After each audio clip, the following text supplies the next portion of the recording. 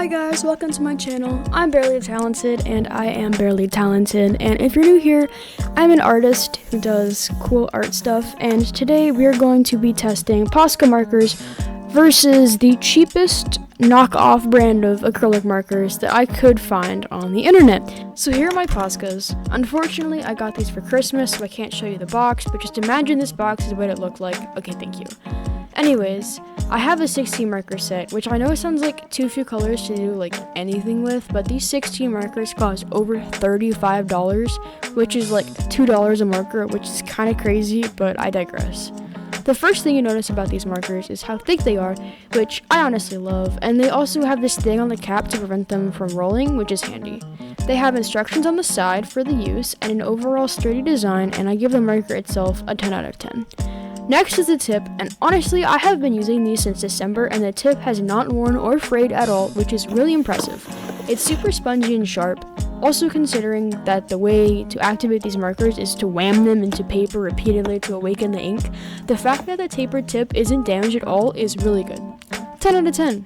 Next are my Guangna, I think that's how you say it, acrylic markers, which you can see clearly stole a lot of its box art design from Posca, but this is typical of knockoffs.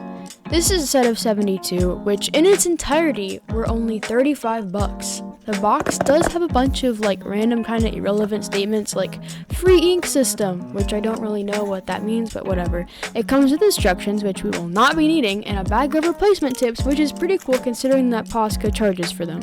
Another thing about this box is it's like a ½ centimeter too small, so that no matter what you do, the markers will never fully lay flat, which is very frustrating.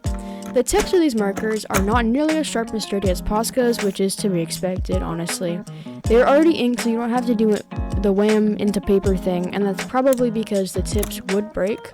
On the marker, it says more random things like automatic ink and big volume, and there's this fill indicator, which would be actually helpful if it works. So far, Poscas are winning in design and build, but the most important factor is how they work in general. So here I will be swatching each marker to see if I can notice a difference in performance.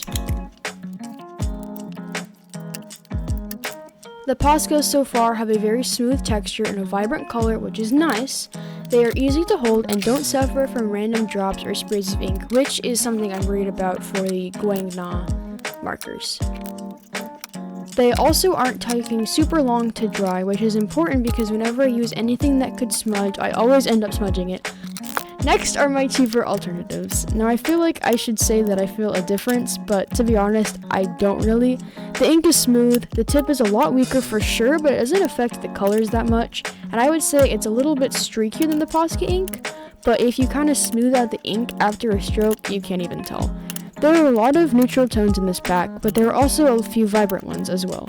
Overall, I like the way these feel. In conclusion, I'm not going to tell you which one is better because it really just depends on your goal. Poscas would be perfect for lettering because of their strong, sturdy tips, and if you can afford paying $130 for a pack of 36, go for it. However, if you're planning on doing detailed art with acrylics and you need multiple colors and you don't want to have to pay $130, I would recommend a cheaper option. At the end of the day, both are good markers, period.